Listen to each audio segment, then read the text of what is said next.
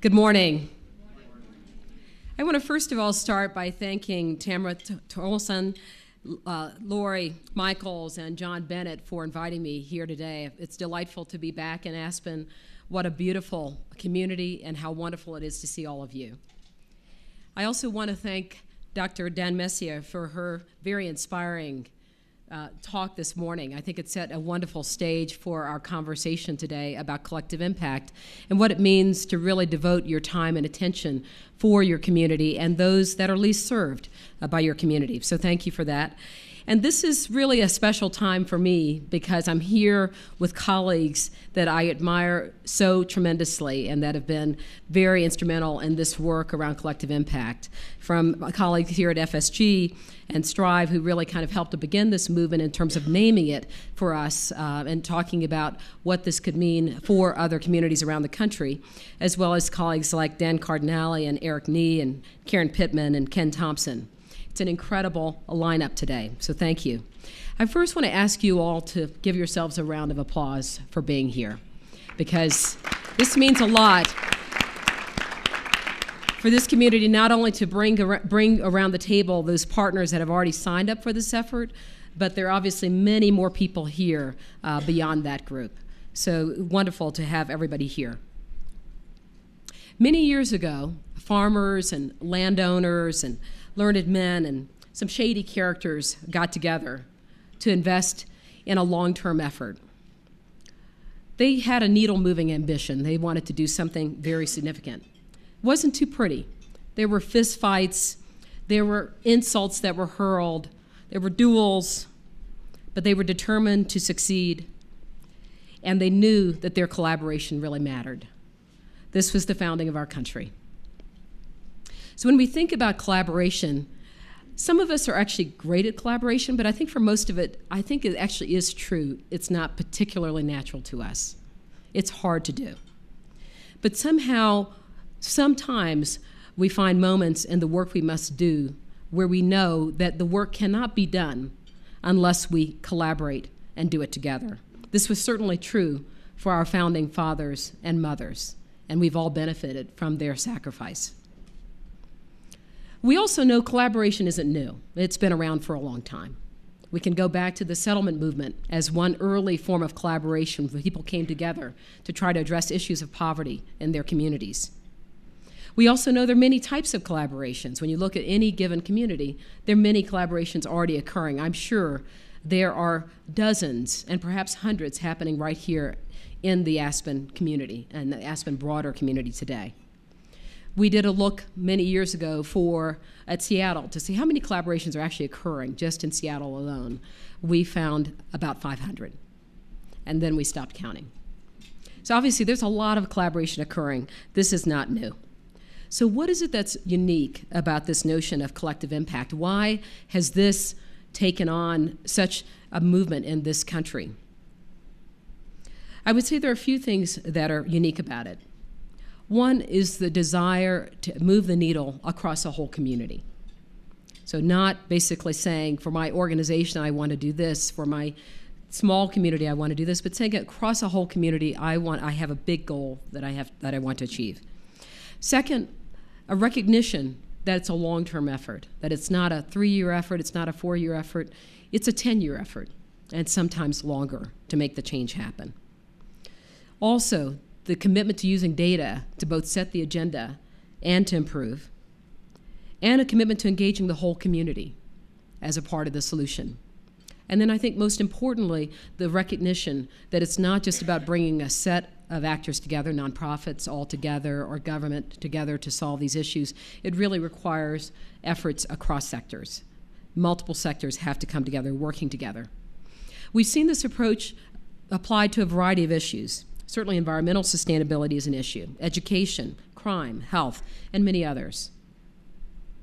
We know that some of the things that distinguish when it's applied to these efforts is that they're trying to address problems that are adaptive, that change, that we don't know the answers of how to solve these issues. It requires iterating, working together to really get to the answers as opposed to having a known answer.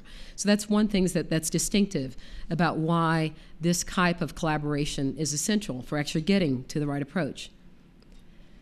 We were hired in 2011 to support the White House Council for Community Solutions and helping them think about collective impact and really try to figure out whether this was something that was kind of a one-trick pony, just happening and working in one or two places, or whether it's something that could actually be sustained and created in other communities.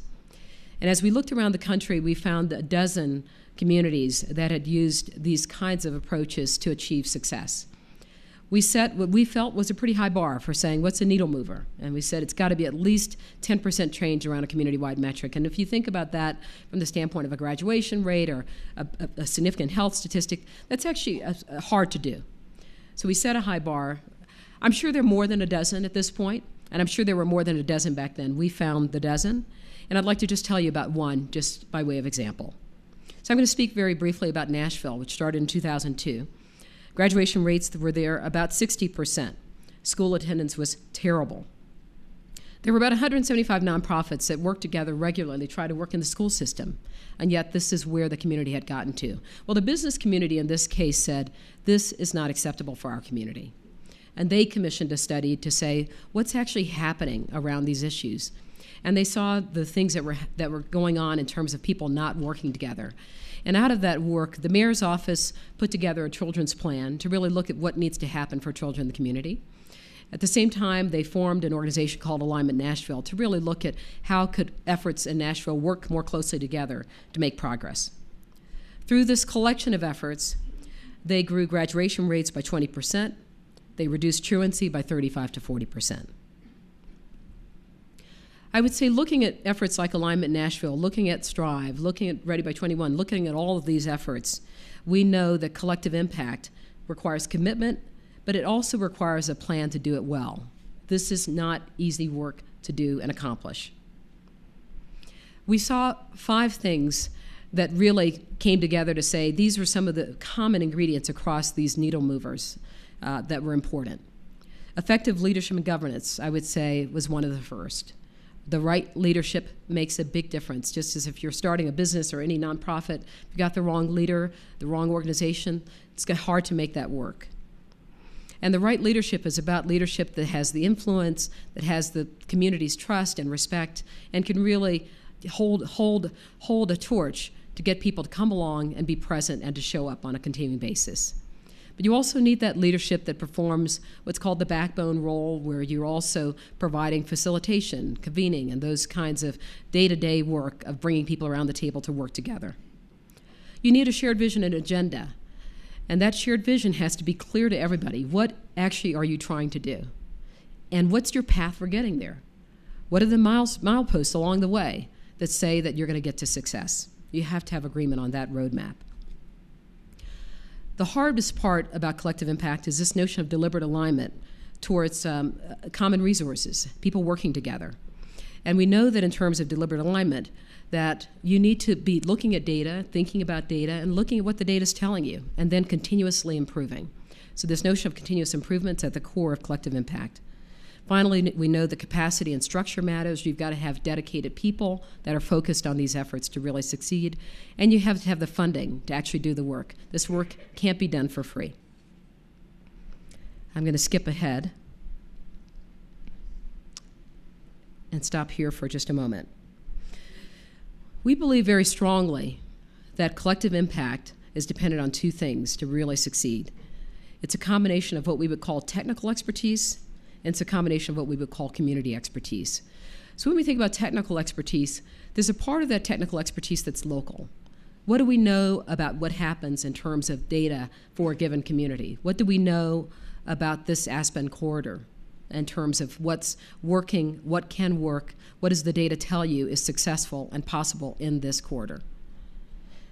But that data also needs to be married with what do we know nationally, and what are we learning from other communities about what works? We view that as critical, that combination. I want to share very quickly the story of Memphis. Memphis was #2 in violent crimes in 2005. And they started an effort called Operation Safe Community. This was started by the DA's office at the time, and they created a cross-sector collaborative to do it. They used 15 research-based approaches to do their work. So they did their homework first. They got help from the university to kind of look at what are best practices in terms of this work of trying to address the issues of crime across the country. They looked at models that were in New York and Florida and said, let's look at adopting something similar and trying this out here in Memphis. They looked at other approaches that came in, other research to look at opportunities for what they could do around deploying police. Well, the combination of that meant a 30% reduction in crime. Very dramatic, and certainly beyond what other communities were experiencing around the country. This notion of also community-based knowledge, as the marriage to that, we say is equally important. Our communities, and when we mean community here, I mean the beneficiaries, the people that you're trying to serve and address and support. They have to also be at the table. They have to be at the table with their voices about what their own experience is, what it is they see as most necessary to make change happen. I'll give you an example just very briefly. In Orlando, they had a 73% kids in poverty. They went to the community there and said, what is it that you need, and who do you want to work with? And the community said, these are the nonprofits I trust. Because the other nonprofits actually weren't doing work that was actually working in those communities. So what the organization at that time decided to do, and this was a governmental initiative that also brought together cross-sector. So again, you can hear different leaders play different roles in these cross-sector collaboratives. But they basically strengthened that local organization. They invested in their capacity so they could be stronger at what they do because they had the trust of the community. And they ultimately got to very significant outcomes, an 81% reduction in crime in the community, and also very significant increases in terms of education. So in terms of thinking about what really matters in terms of building and sustaining momentum, I'm not going to talk about each of these. I don't really have the time to do that, but I'll mention just a couple. Local context really matters. What are your assets in your community to build from? So build from strength as opposed to identifying all the places of weakness, because this work is hard, and to keep it going and to keep people motivated around the table, you've got to have some wins. And you've got to have a thought of ongoing wins. It's not just quick wins at the beginning. You have to find the places where you're finding wins along the way that groups can celebrate and feel good about the process of working together. We also know that from the beginning and through the process, you have to think about how is this going to play out at the end? How does this become institutionalized at the end? So where does this get embedded? I'm starting an effort to do X. We're spending more time here. Once we show this is working, who's going to take it up? Because you can't keep doing the same thing in the same ways for years and years and years at 20 and 30 years. So at some point, this work has to become more institutionalized. So thinking about that early on to say, how does this get taken up, institutionalized in our community and continued, I think is quite important as you're taking on different initiatives and such. The bottom line, it's hard work. And I would say our culture is not that great at long and deliberative processes. It's really not ingrained in us. Louis XIV once said, "L'État est moi," the state is me. After he died, the French Revolution happened. But certainly when we think about the notion of collective impact, it's really about the state is we. Frances Hesselbein, who was the former CEO of the Girl Scouts and also of the Peter Drucker Institute, said something I think is very important and relevant to this work. I quote, she said, "The viable community, one that embraces healthy children, strong families, good schools, and work that dignifies, is a dream that lies before us. First, we find leaders who believe the community is as much their business as is the business of their enterprise. The community is as much their business as is the business of their enterprise." I don't know if you remember that Cisco commercial years ago. Are you ready? Do you remember that commercial? Are you ready?